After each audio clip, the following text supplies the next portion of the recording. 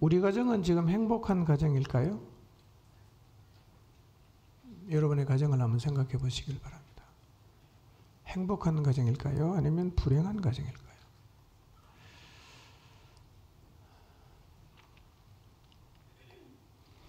그런데 이 질문에 대해 부모의 대답과 자녀의 대답이 다를 수가 있어요. 부모는 행복하다고 생각하는데 자녀들은 불행하다고 생각할 수가 있어요. 만약 부모는 행복하다고 강력하게 믿고 주장하는데 자식들은 하나같이 불행하다라고 생각한다면 우리 가정을 다시 한번 돌아볼 필요가 있습니다.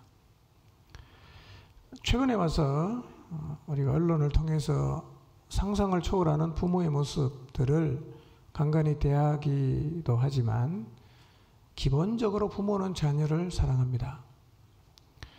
다만 사랑을 받아본 적이 없고 또 잘못된 사랑을 받으며 자랐기 때문에 자녀를 사랑하는 방법이 서툴고 방식이 잘못될 수는 있지만 말이에요.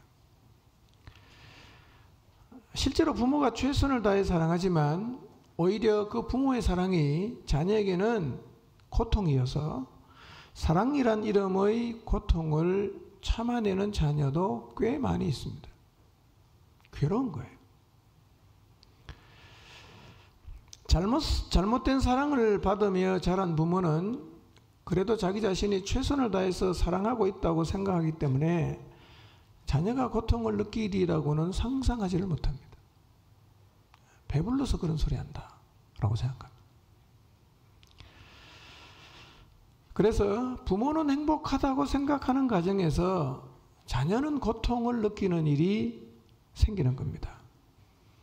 이렇게 사랑을 주었는데 자녀는 고통으로 느끼는 이 괴리감은 자녀가 사춘기를 지나면서 표출이 될 때가 많아요. 그전에는 눌립니다. 부모가 힘으로 제압하기 때문에 눌려 있다가 사춘기를 지나면서 반항하는 그때가 되면 표출이 되는 경우가 많습니다. 그런데 이것이 표출이 될 때는 이미 자녀의 내면은 많이 일그러진 상태입니다.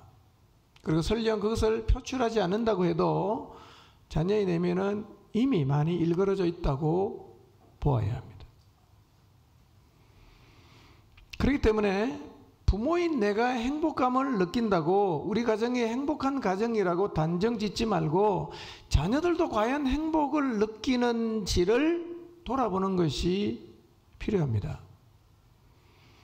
물론 자녀가 행복감을 느끼지 못하는 것이 모두 부모의 문제는 아닙니다. 그러나 잘못된 사랑 때문에 부모가 만족과 행복을 느끼는 가정에서 자녀가 고통을 느끼는 일은 충분히 일어날 수가 있습니다. 오늘 집에 돌아가셔서 우리 가정이 행복한 가정인지를 자녀에게 한번 물어보시기를 바랍니다. 험악한 얼굴을 하고 물으면 행복하다고 말합니다. 혹시 자녀가 나는 솔직히 말씀드리면 행복을 느끼지 못한다라고 말을 하면 부모의 노력과 헌신을 알지 못한다고 비난하지 마시고 마음을 열고 자녀와 대화할 수 있는 기회를 가져보시기를 바랍니다. 만약에 자녀의 솔직한 이야기를 듣고 부모인 내가 더 화를 내고 신랄하게 자녀를 비난한다면 부모의 사랑이 자녀에게 고통이 되는 것이 확실한 겁니다. 사회의 기초 단위는 가정입니다. 가정이 건강해야 됩니다. 가정이 건강해야 사람이 건강하고요. 가정이 건강해야 사회가 건강하고 가정이 건강해야 온갖 것들이 건강할 수 있습니다. 그런데 우리 모두가 느끼는 것처럼 우리 시대는 건강하지 않은 가정이 너무 많습니다. 많은 가정들이 심하게 몸살을 앓고 있습니다. 그리고 일그러져 가고 있습니다. 이 세상 어떤 것보다 행복해야 할 가정이 불행한 곳이 되고 위로와 안식을 얻어야 할 가정이 아픔과 고통을 주는 곳이 되고 있고 힘을 얻어야 하는 가정이 오히려 힘을 잃게 하는 곳이 되고 있는데 가정이 이렇게 되는 이유가 뭐냐면 행복한 가정으로 가는 길을 잃어버렸기 때문입니다. 어디로 가야 행복할 수 있는지, 어디로 가야 안식할 수 있는 가정을 만들 수 있는지를 사람들이 몰라요. 왜냐? 길을 다 잃어버렸어요. 길을 모르니까 무너지고 병들어가는 모습을 내 눈으로 뻔히 보고 있지만 속수무책 아무런 대책을 세울 수가 없습니다. 그냥 무너져 내리는 것을 가슴 아프게 지켜볼 수밖에 없단 말이에요. 길을 모르기 때문에 오히려 무너짐을 가속화시키는 행동을 계속한단 말이에요. 세우고자 하는 마음은 꿀뚝 같은데 실제로 행하는 말과 행동은 가정의 무너짐을 더 가속화시키는 일들을 한단 말이에요. 안타까운 일이죠. 우리 주변을 보면 지금도 많은 가정이 흔들리고 있고 그 가정에서 자녀들은 망가져가고 있습니다. 이런 상황들이 너무 안타깝습니다. 이들을 어떻게 도와줄 수 있을까? 이런 가정을 볼 때마다 마음에 깊이 고민하게 됩니다. 여러분, 복음이 과연 이들에게 희망을 줄 수 있을까요?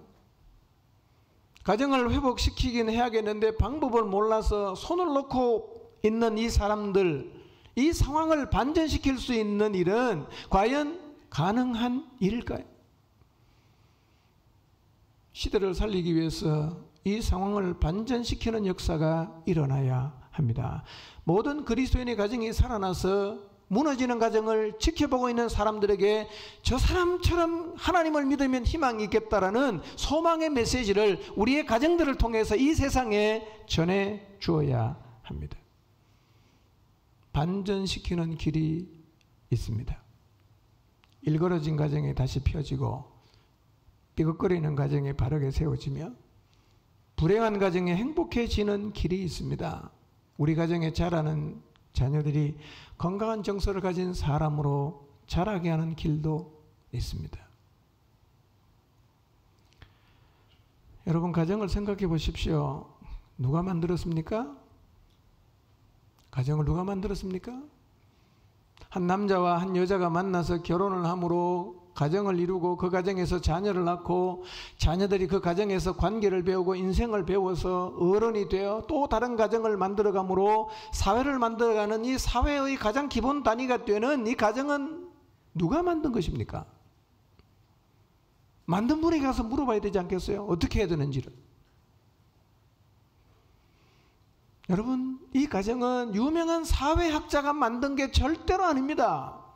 이 가정은 태초에 하나님이 천지를 창조하면서부터 계획된 것이었고 그분이 남자와 여자를 만드신 후부터 가정이 시작이 되었습니다. 이처럼 가정의 창시자는 사회학자가 아니라 하나님이십니다.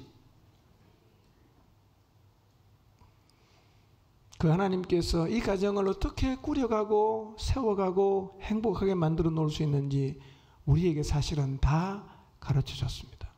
다 가르쳐 줬습니다. 여기 다 적어놨습니다. 다 적어놨어요.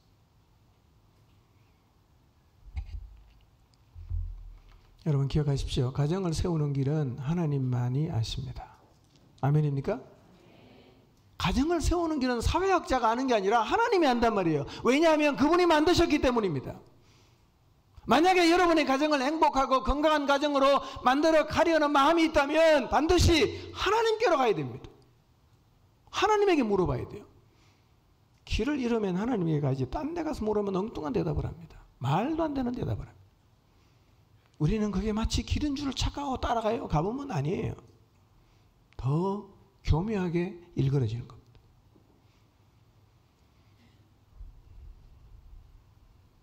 우리 가정은 지금 하나님이 정해주신 길을 따라가고 있는가를 생각해 보십시오. 만약에 여러분이 그 길을 따라가고 있다면 여러분의 가정은 틀림없이 건강하고 행복할 것입니다. 가정을 세우는 길이 뭐냐? 바로 가족 구성원을 향해서 하나님이 주신 규례와 법도입니다. 이게 길이에요. 예. 저는 규례에 대한 말씀을 이렇게 묵상하면서요, 하나님께서 가족 구성원에게 주신 이 규례가 단순히 자기의 역할만 알려주는 정도가 아니라 이것이 가정을 회복시키는 길이라는 확신을 갖게 되었습니다. 아, 이게 길이구나. 가정은 이렇게 가면 행복할 수 있겠다. 이렇게 가면 건강하겠다. 확신한 것이다.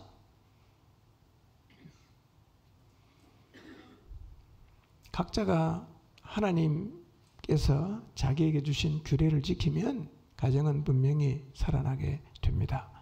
아멘입니까? 이 사실을 믿음으로 받아들이시기를 바랍니다. 여러분, 가정을 창시하신 하나님만이 행복한 가정을 만들어갈 수 있는 길을 아십니다.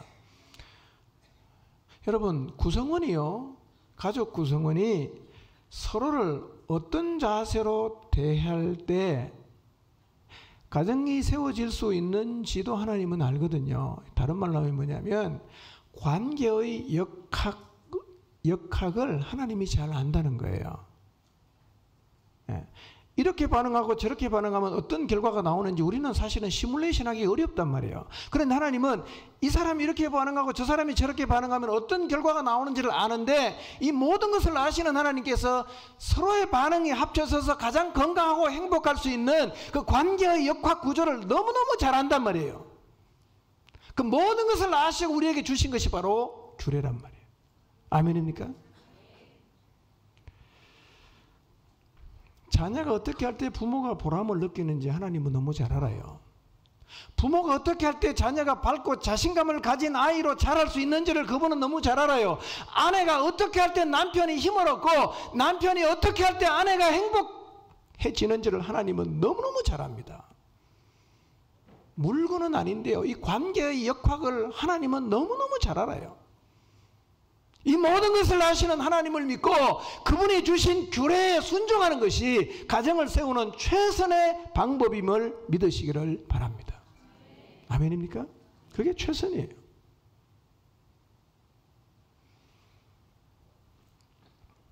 인간의 마음을 지으신 분도 하나님이시고, 가족 관계에서 서로의 태도와 행동이 가져오는 그 오묘한 역학 관계를 완벽하게 아시는 분도 하나님이십니다. 자식이 어떤 행동을 하면 부모의 마음이 이러해진다. 부모가 어떻게 행동하면 자식의 마음이 이렇게 된다. 각 구성원의 행동이 상대방에게 미치는 영향을 하나님은 다 알고 역할을 줬어요. 아멘입니까? 무턱대고 준 게 아니라 다 알고 하나님이 역할을 줬다는 거예요. 그러니까 하나님은 인간의 육체만 설계해서 만든 게 아니라 관계성에서 미치는 오묘한 역학 관계도 하나님이 사실은 다 설계를 했어요. 설계했습니다. 사실 역학 관계라는 것은 설계할 수가 없는 것이지만 하나님은 이 모든 것을 다 읽으시고 가족 구성원이 모였을 때 최상의 결과가 나올 수 있도록 각자에게 역할을 주셨는데, 그것이 바로 규례란 말이에요. 그게 법도예요.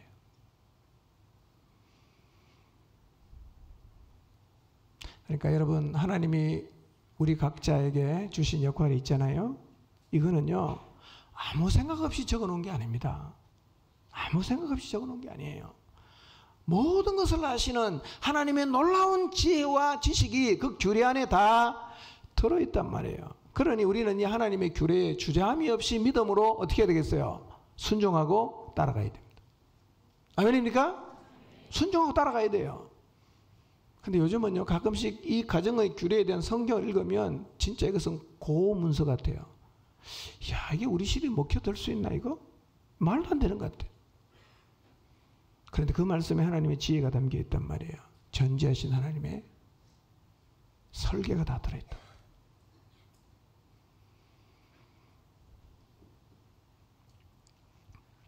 하나님이 주신 규례가 최고의 길입니다. 그러나 이 길이 반드시 편하고 쉬운 길은 아닙니다. 이 길은 기본적으로 자아를 죽여야 합니다. 죄된 본성을 거스리기도 해야 합니다. 그렇지만 이 길만이 우리가 가장 원하는 행복을 가져다 주기 때문에 자기를 부인하더라도 지키겠다는 자세를 가지고 나가야 합니다.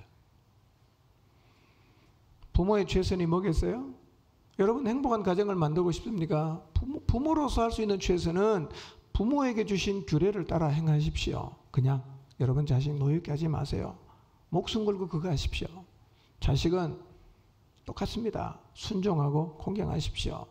아내에게 주어진 것 그대로 하면 돼요. 남편에게 주어진 것 그냥 해야 됩니다. 여러분 하나님이 우리에게 주신 기회는 다만 우리에게 부담을 주는 게 아니라 우리의 가정, 우리의 자녀를 세우는 유일한 길입니다. 이걸 믿으시기 바랍니다. 유일한 길이에요. 규례가 길입니다. 참고사항이 아니라 반드시 가야 하는 길입니다. 우리가 각자의 역할이 뭔지 하나님이 규례를 아무리 잘 알아도 가지 않으면 가정은 회복되지 않습니다. 머리가 아니라 삶으로 나타나야 됩니다. 규례가 길임을 진실로 믿으시기 바랍니다. 아멘. 규례가 길이에요. 그런 의미에서 지난주에 살폈던 실천사항 5가지 잘하고 있는지 다시 한번 확인해 보겠습니다. 명절 연휴에 가서 잘 하셨는지 모르겠어요. 자녀가 실천해야 될 부분이 몇 가지였나요? 있진 않았겠죠? 몇 가지입니까? 3가지. 첫째 뭡니까? 네, 잊어버릴 것 같았어. 잊어버렸을 것 같아서 보여드립니다. 첫째 읽읍시다. 시작. 네. 하셨어요? 엄마하고 안 싸웠어요? 딸들이 주로 엄마랑 많이 싸우더만요. 네. 순종의 시작은 마음을 열고 경청하는 데서 시작됩니다. 그게 순종의 시작이에요. 부모님 말씀은 사실은 들을 가치가 있는 말입니다. 부모님처럼 말하는 사람 세상에 없어요. 그러므로 마음을 열고 경청해야 합니다. 그리고 모든 자녀는 부모에게 이렇게 대답해야 됩니다. 네, 그리하겠나이다. 요셉처럼 대답해야 합니다. 꼭 이렇게 해보십시오. 여러분의 가정이 행복한 가정으로 소문납니다. 네. 여러분의 가정이 건강한 가정으로 소문이 날 거예요. 순종은요, 가정을 세워가는 하나님이 자녀들에게 주신 규례예요. 부모에게 순종하시기 바랍니다. 네. 심부름 잘 하시기 바랍니다. 네. 2번째 읽읍시다. 시작. 네. 여러분의 부모를 공경하고 존경한다면 반드시 경어를 써야 합니다. 요즘에는 부모와 자녀 간의 대화가 험악한 지경까지 가는 경우가 많습니다. 가만히 들어보면 부모와 자식의 대화, 이 다툼인지 친구하고 얘기하는 건지 구분이 안 가요. 같이 맘먹으니까. 누가 엄마인지 잘 모르겠어. 말만 들으면. 경어를 써보세요. 경어에는 욕이 없습니다. 경어에는 욕이 없어요. 경어를 쓰면 막말을 할 수가 없어요. 근데 말을 막 하기 시작하면 그때부터는 욕도 나오고 험악한 말이 다 나오게 되어 있습니다. 아직 부모에게 경어를 쓰지 않고 있다면 당장 언어를 바꾸시기 바랍니다. 제가 좀 공개적으로 물어보고 싶은 사람이 있는데 좀 넘어가겠습니다. 뒤로 들리는 소식을 들어보고 계속 경어를 안 쓰면 제가 여기서 공개적으로 묻도록 하겠습니다. 아이가 2살 정도 되면 말을 배우지요? 그죠? 빠른 사람은 좀 더 일찍 하기도 하지만 대개 2살, 3살 되면 말을 배우는데요. 이때부터 자식에게, 부모에게 경어 쓰도록 교육시키시기 바랍니다. 아이가 막말하면 되게 귀엽거든요. 얼마나 귀여워요. 할아버지 보고 막 이렇게 막 맘먹으면 사실은 되게 재미긴 한데 그게 습관되면 곤란합니다. 아예 우리는요, 여러분의 자녀들이 어릴 때부터 부모에게 경어 쓰도록 교육을 시키시기 바랍니다. 유치부하고 유년부에서도 좀 가르쳐 주세요. 부모에게 경어 쓰라고. 예, 그렇게 해야 됩니다. 예. 이 말을 놓기 시작하면요, 우리가 생각하는 이상의 자리까지 나갈 수 있어요. 예. 기억은 서시기 바랍니다. 엄마들만 아멘을 하시나? 세 번째 읽읍시다. 시작. 예, 부모 공경은 말로 하는 건 아닙니다. 말로도 해야 되죠. 공경한다는 말 속에는 부양의 의미가 포함이 되어 있습니다. 부모를 공경하되 물질로 공경하시기를 바랍니다. 이번 명절에 부모님을 물질로 공경하셨나요? 자녀들은 이 위에 세 가지 실천사항을 한 귀로 듣고 흘려버리지 마시고, 이 말씀은 가정을 세우는 하나님의 지혜가 담겨있는 말씀이니까 이대로 한번 실천해 보시기를 바랍니다. 여러분의 가정이 점점 더 행복해지고 세워져 간다는 기적 같은 일을 여러분이 분명히 보게 됩니다. 예. 전지하신 하나님의 모든 지혜가 담긴 완벽한 설계를 끝낸 것이 바로 하나님이 우리에게 주신 규례입니다. 그래서 자녀가 순종해야 되는 규례의 핵심은 뭐냐? 부모에게 순종하는 것이고, 하나는 부모에게 공경하는 거예요. 순종과 공경입니다. 이제 부모의 실천사항에 한번 생각해 보겠습니다. 대해서. 자, 부모가 실천한 건 두 개인데요. 이게 훨씬 더 어렵습니다, 사실은. 자, 실천사항 4번을 같이 읽어보겠습니다. 시작.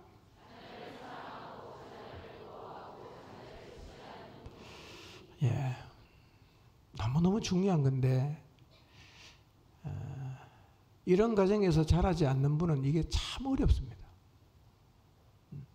받아본 거는 하는 게 너무 쉽거든요.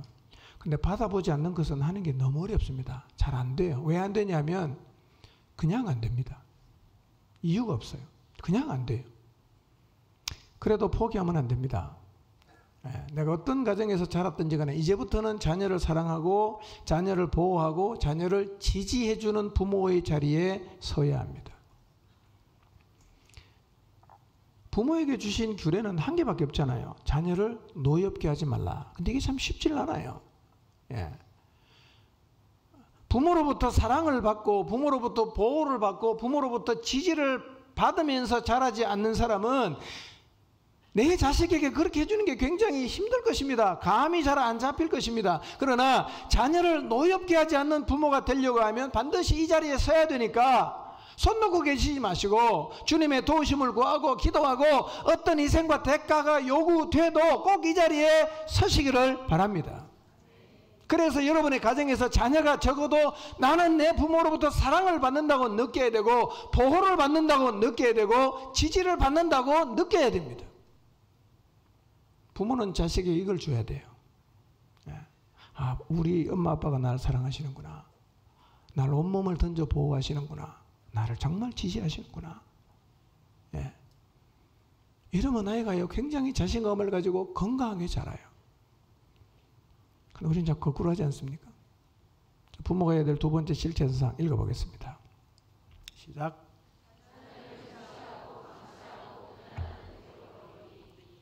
네.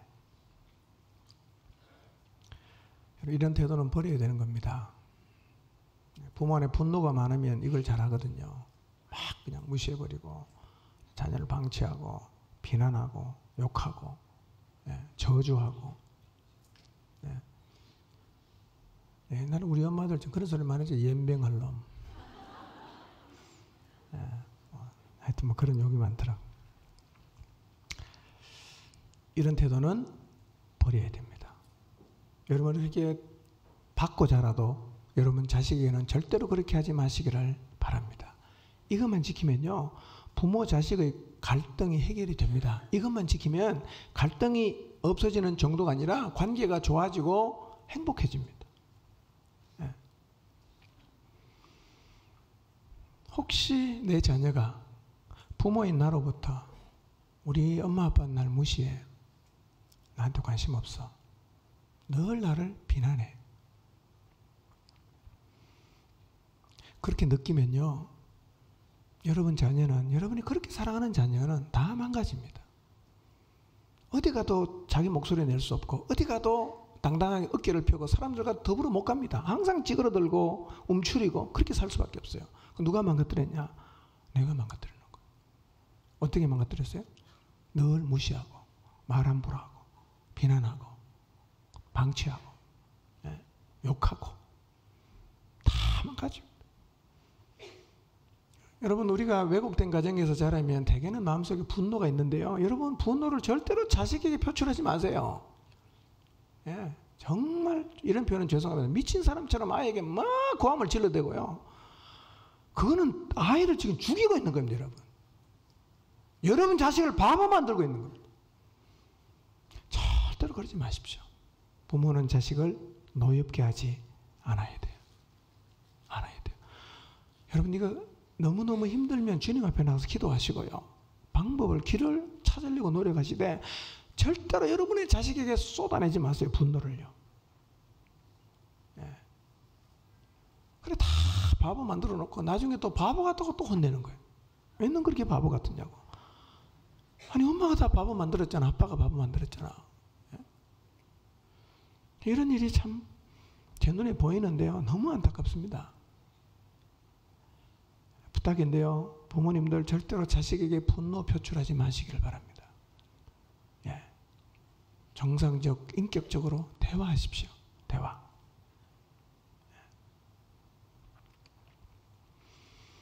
다시 제가 부모님에게 말씀드리고 싶은 것은요. 부모의 태도가 정말 중요합니다. 자녀는요.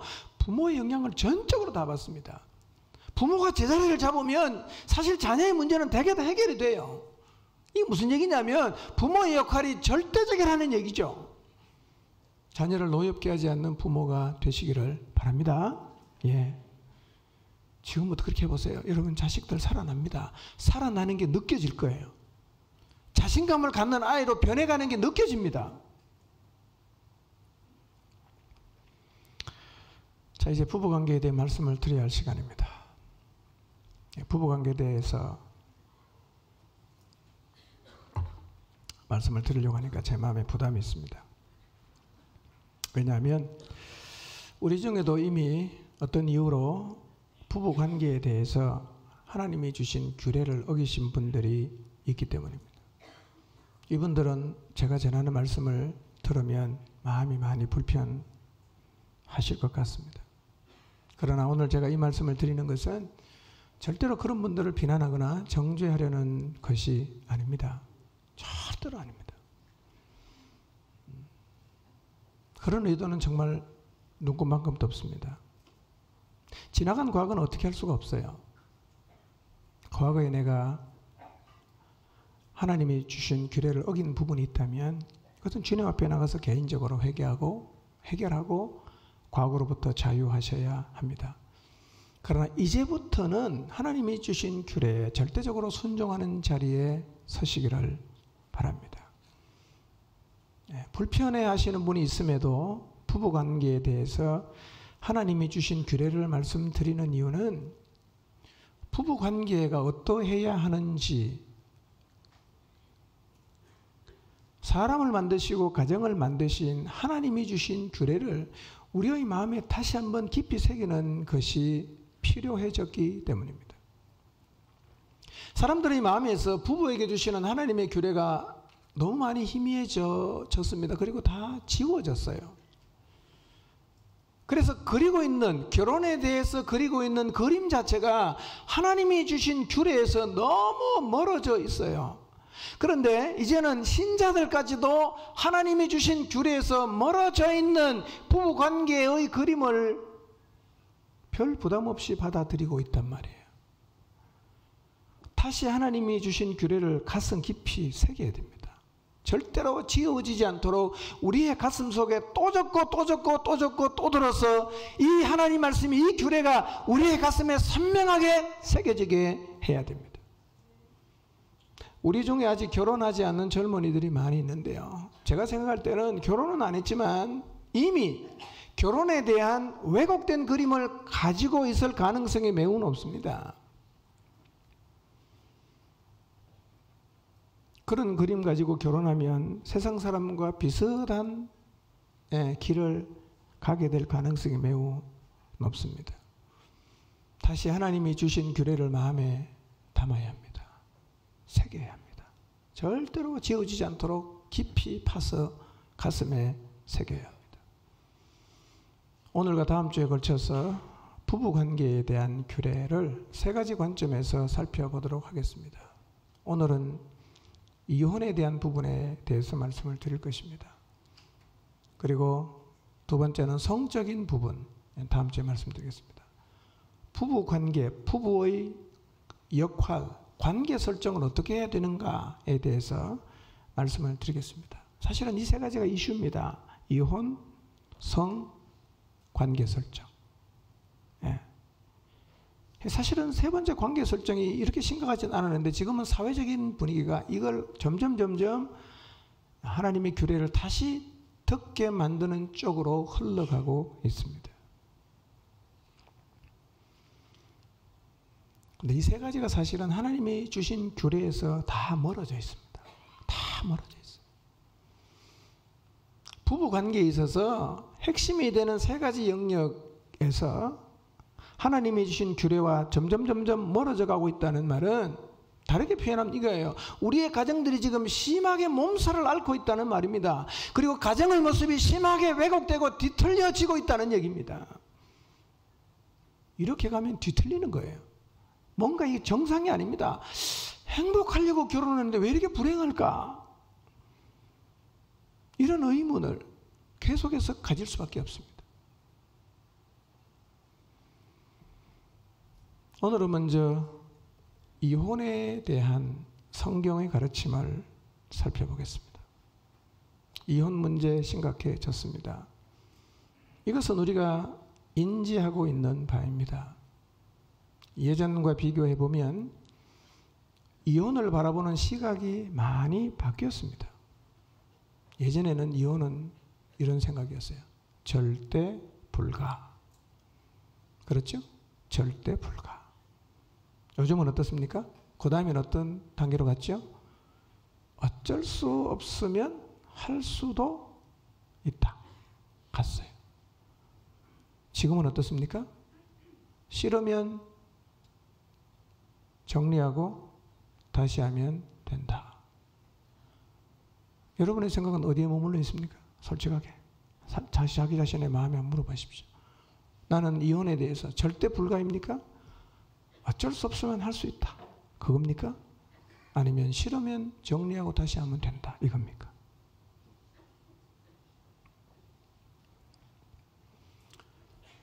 이제는 이혼을 할 수 있다가 대세입니다. 그건 뭐 문제냐?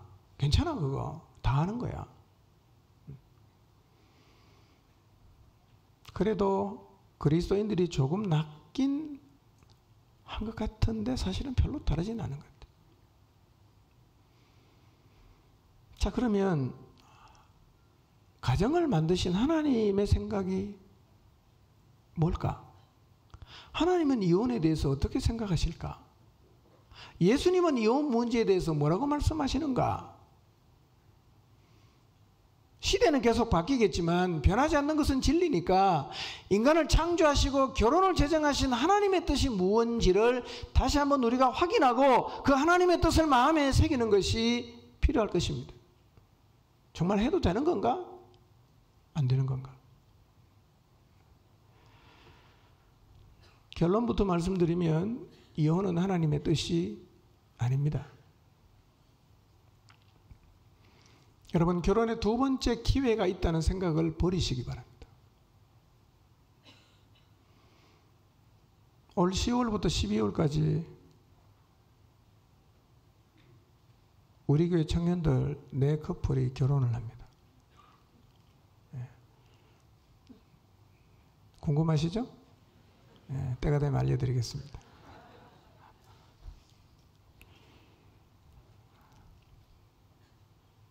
이분들과 결혼하는 청년들에게 제가 말씀드립니다. 결혼은요, 돌아 나올 문이 없습니다.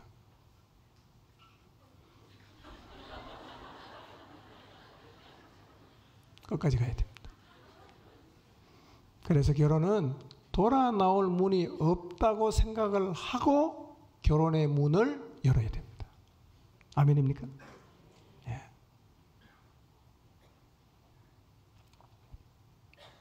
우리 시대는 돌아 나올 문이 얼마든지 있다고 말합니다.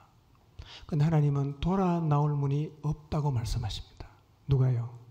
하나님이. 이것이 하나님의 규례입니다.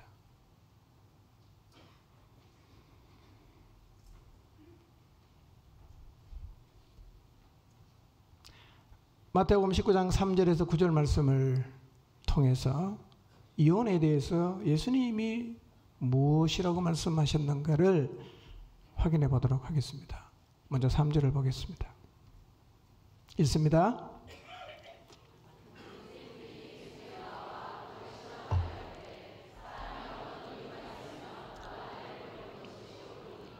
네.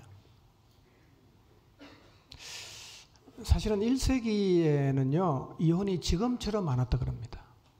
굉장히 이혼을 많이 했어요. 이 바리새인들이 예수님에게 나와서 예수님에게 묻는 거예요. 어떤 이유가 있으면 아내를 내버려도 괜찮습니까? 이렇게 물은 거죠. 바리새인들이 추종하는 학파가 두 개가 있는데 하나는 샴마이 학파라는 학파가 있고요. 그 다음에 하나는 힐렐 학파가 있습니다. 샴마이 학파, 힐렐 학파. 이 두 학파가 나눠진 이유가 뭐냐면 율법을 해석을 하는데 일반적으로 샴마이 학파는 좀 보수적으로 해석을 합니다. 그런데 힐렐 학파는 상대적으로 관대하게 해석을 했어요. 특히 이혼 문제로 인해서 이 두 학파가 크게 대립이 되어 있어요. 아마 지금 예수님에게 나와서 질문하는 이 바리새인들은 아마 힐렐 학파일 것으로 생각하는데 이 질문의 근거가 힐렐 학파가 취한 학설과 태도에 근거한 것이기 때문입니다. 어떤 이유가 있으면 버려도 옳습니까? 이렇게 물었어요. 그런데 이 바리새인이 어떤 이유라고 질문한 배경이 되는 말씀이 신명기 24장 1절인데요. 같이 한번 보겠습니다. 읽습니다. 시작. 사람이 아내를 맞이하여 데려온 후에 그에게 수치되는 일이 있음을 발견하고 그를 기뻐하지 아니하면 이혼 증서를 써서 그의 손에 주고 그를 자기 집에서 내보낼 것이요. 그랬어요. 모세의 글에 이런 말씀이 있는 거예요. 아내를 데리고 왔는데 그에게 수치되는 일이 있음을 발견했어요. 그래서 그를 기뻐하지 않으면 이혼 증서를 써서 그의 손에 주고 자기 집에서 내보내라는 기록이 어디에 있어요? 신명기에 있단 말이에요. 여기서 말하는 수치되는 일이 바로 지금 바리새인이 예수님에게 질문할 때는 어떤 이유, 그렇게 질문을 한 거예요. 어떤 이유가 있으면, 수치되는 일이 있으면 내버려도 됩니까? 이렇게 물은 거예요. 그런데 여기에서 말씀하고 있는 이 수치되는 일이 뭘까에 대한 해석이 두 학파가 달랐다는 거예요. 샴마이 학파는 이 수치되는 일이라는 것은 성적인 부도덕에만 적용이 된다고 해석을 했어요. 성적인 부도덕에만 해당이 된다. 그러니까 성적인 부도덕이 없는 한에는 내보내면 안 된다. 이렇게 주장하는 것이 샴마이 학파였습니다. 그런데 힐렐 학파는 이 수치의 의미를 확대 해석해서 지극히 사소한 것까지 다 포함을 시켰어요. 예를 들면 음식을 상하게 했다. 이혼 사유가 돼요. 지금 아내보다 더 좋아하는 여자가 생겼다? 이혼 사유가 됩니다. 나는 너랑 10년을 살았는데 애정이 생기지 않는다? 이혼 사유가 돼요. 힐렐 학파는 수치되는 일이라는 것을 그렇게 해석을 했단 말이에요. 그러니까 이런 관점으로 보면 이 바리새인의 질문에서 어떤 일이 있으면 이혼해도 됩니까? 라는 것은 힐렐 학파의 해석에 동의하십니까? 라는 질문이라는 거예요. 예수님이 대답해야 되잖아요. 물었으니까. 예수님은 샴마이 학파나 힐렐 학파의 견해가 아니라 창조의 원리를 통해서 이혼을 해도 되는지 안 되는지에 대한 질문에 대답하십니다. 마태복음 19장 4절 5절을 읽습니다. 시작.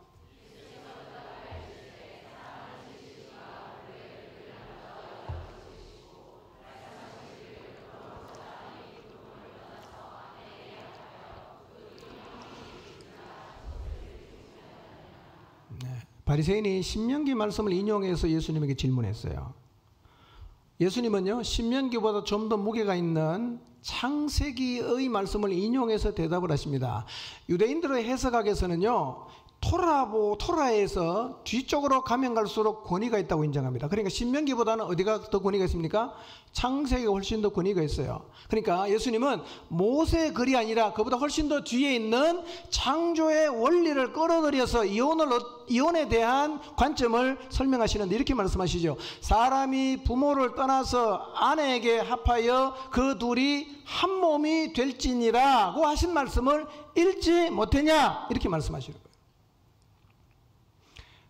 여기서 아내에게 합한다는 말의 단어가 콜라오라는 단어인데요, 이런 뜻입니다. 악교로 붙이다, 연합하다, 이런 뜻이에요. 그러니까 부부의 연합은 완전히 달라붙어서 뗄래야 뗄 수 없는 관계라는 겁니다. 악교로 붙인 거 또 보십시오. 이쪽 살이 저쪽에 붙고 저쪽에 이쪽에 붙어서 절대로 깨끗하게 안 떨어집니다. 예수님의 대답은 이거예요. 부부는 순간적이고 충동적으로 결합한 결합체가 아니라 영원히 나눌 수 없는 온전한 합일체 하나이기 때문에 나누어지면 안 된다라고 말씀하신 거예요.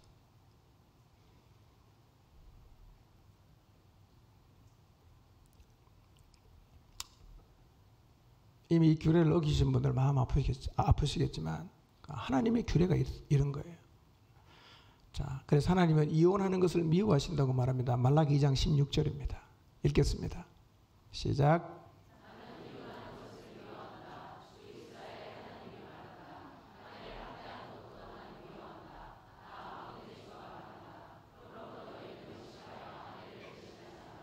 예, 하나님이 말라기 선지를 통해서 하신 말씀이에요.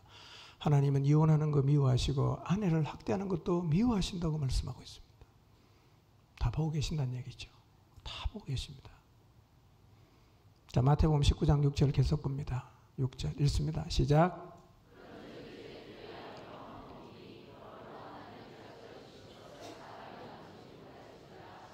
예. 이혼해도 되느냐라고 질문한 질문에 대해서 예수님께서 결론을 창세기에서 끌어내십니다. 그런 적 이제 둘이 아니요 한 몸이니 하나님이 짝지어 주신 거 사람이 나누지 못한다. 하나님의 뜻은 나누지 않는 거예요. 이게 하나님의 원래 뜻입니다. 원래 뜻이에요. 이걸 여러분의 가슴에 새기시길 바랍니다. 바리새인이 또 질문합니다. 7절입니다. 읽습니다. 시작.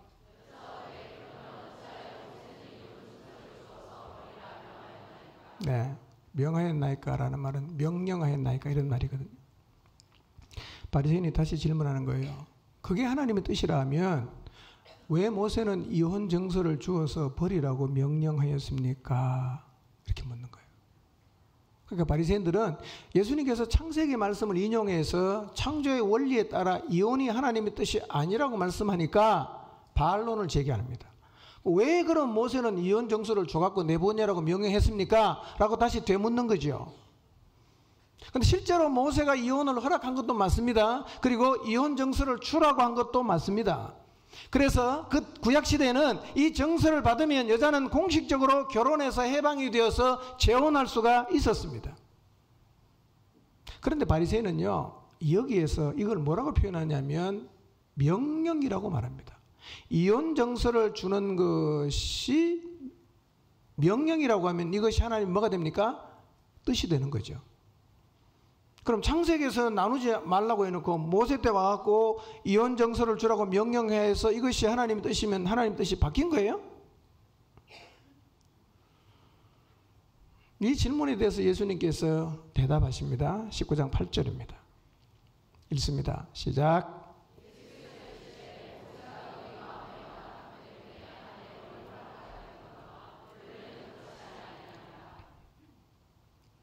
예수님께서 바리새인들의 오해를 창조의 원리와 신명기 24장에서 모세의 진술과 연결시켜서 설명을 하는데 이렇게 설명하십니다. 본래 창조의 원리는 이혼하지 않는 것이다. 그런데 모세가 인간의 완악함 때문에 이혼을 허락했지만 이혼 정서를 주고 아내를 버리라고 한 것은 명령이 아니라 허용이라고 말하는 거예요. 명령이 아니라 허용이다. 그러니까 이런 얘기입니다. 이혼은 처음부터 하나님의 뜻은 아니지만 인간이 워낙 완악하니까 하나님께서 그렇게 살면서 서로에게 너무너무 아프게 하는 것보다는 차라리 작은 악 버리게 하는 것이 낫겠다라고 뭐 한 거죠? 명령이 아니라 허용했다는 거예요. 그러니까 부부가 이혼하지 않는 하나님의 뜻은 창세로부터 지금까지 달라졌습니까? 똑같습니까? 똑같습니다. 똑같아요. 여기서 완악함이라는 말은요, 잔인하고 완고한 마음 혹은 말라붙은 마음이라는 의미로 인간의 타락한 심성을 반영하는 말인데요. 사람들이 하나님의 규례를 지킬 만큼 순수하지도 않고 신앙적 열정도 없어서 늘 아내를 괴롭히니까 모세가요, 그렇게 큰 죄를 범하면서 남녀가 함께 거하느니 차라리 갈라서는 작은 악을 허용하고자 했는데요.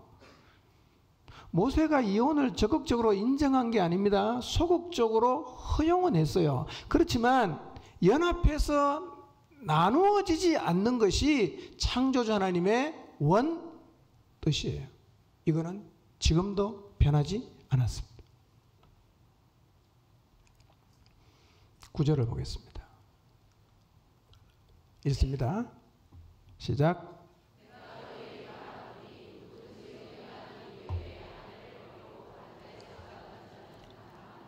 네. 여기서 예수님께서 이혼의 예외가 되는 걸 말씀하십니다. 그게 뭐죠? 음행.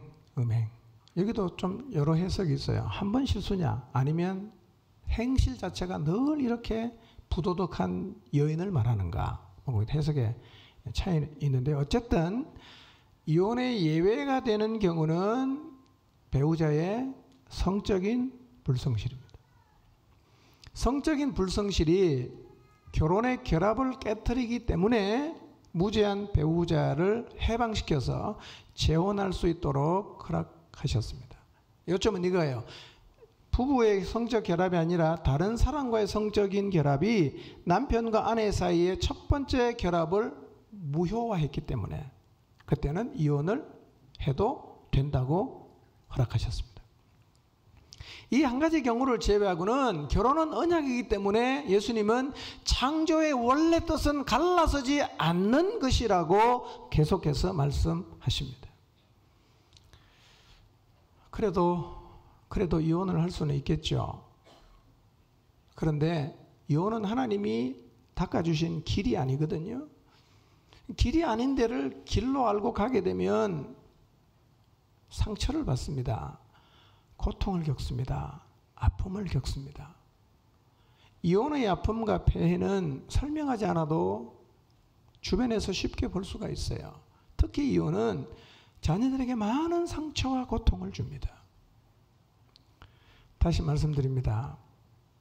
가족 구성원에게 주신 하나님의 규례는 우리가 상상할 수 없지만 관계의 역학을 잘 아시는 전지하신 하나님의 설계에 의한 것입니다. 이거를 누구라도 깨면 구성원들의 마음에 큰 상처와 왜곡은 어쩔 수 없이 경험해야 하는 것입니다.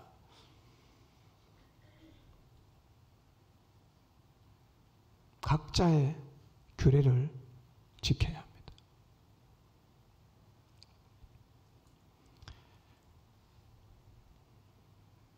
신약 성경에 이혼과 재혼을 허락하는 예외가 있어요. 물론 사별한 경우에는 결혼이 전혀 문제가 없습니다. 사별한 경우에는 자유이기 때문에 다시 결혼할 수 있습니다. 예수님은 성적인 부도덕이 이혼의 사유가 된다고 말씀하셨는데요.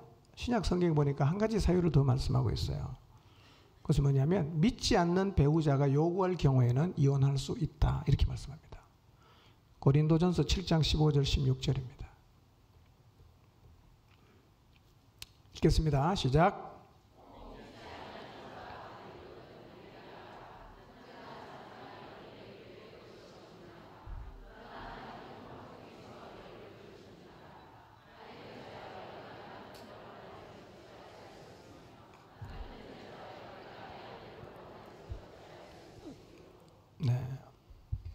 믿지 않는 자가 신앙을 이유로 갈리고자 하면 갈릴 수 있다고 말씀하고 있습니다. 근데 사실은 그 원래 16절을 쭉 읽어보면요, 이 경우에도 너를 통해서 믿지 않는 배우자가 구원 얻을 수 있으니 뭐라고 권면합니까? 가능하면 헤어지지 말라고 권면합니다. 분명한 것은요, 이혼은 하나님의 뜻이 아닙니다. 그럼에도 인간의 죄된 속성 때문에 그것을 다만 허용하시는 거죠. 그리고 배우자가 부도덕한 일, 성적인 잘못을 저질렀다고 해서 반드시 이혼하라는 얘기는 아닙니다. 먼저 회개와 용서와 회복이 이루어지도록 하고 용서가 된다면 같이 사는 게 훨씬 더 낫습니다. 악역풀로 붙여놨기 때문에 떼면 많은 상처가 생길 수밖에 없습니다. 마음에 꼭 새기시기 바랍니다. 이혼하지 않는 것이 하나님이 주신 규례입니다. 건강한 가정을 세우려고 하면 반드시 이 규례를 지켜야 합니다. 세상은, 특히 우리 시대는 이혼 그다지 어렵게 생각하지 않습니다. 심각하게 생각하지 않습니다. 그렇지만 우리는 하나님이 주신 규례를 따라야 합니다. 결혼은 계약이 아니라 언약입니다. 계약과 언약의 차이가 뭡니까? 계약은 이익을 목적으로 하는 게 계약이에요. 그래서 계약은 이익이 안 되면 파기할 수 있어요. 언약은 이익이 목적이 아니에요. 그래서 죽음이 갈라놓을 때까지는 이 언약을 파괴하지 말아야 됩니다. 시류를 따르지 말고 하나님을 바라십시오. 부부관계에 대해서 창조의 원리를 굳게 잡고 전지하신 하나님이 주신 규례를 따라 살아야 합니다. 규례가 길이에요. 이 길로 가야 행복할 수 있습니다. 이 길로 가야 평안한 가정을 세워갈 수 있습니다. 부부관계에서 잡아야 하는 첫 번째 규례는 결혼의 언약을 죽음이 갈라놓을 때까지 지키는 것임을 기억하고, 부부관계에 대한 그림을 세상 사람이 그리는 그림이 아니라 가정을 세우는 길이 되시는 하나님의 규례를 길로 삼고 그 규례를 지켜야 한다는 생각을 절대로 바꾸지 마시고 이 하나님의 규례를 가슴 깊이 새기시고 이 규례를 따라 살아가서 하나님이 원래 디자인하신 대로 평안과 행복이 넘치는 가정을 만들어 가시기를 주님의 이름으로 축원합니다. 기도하겠습니다.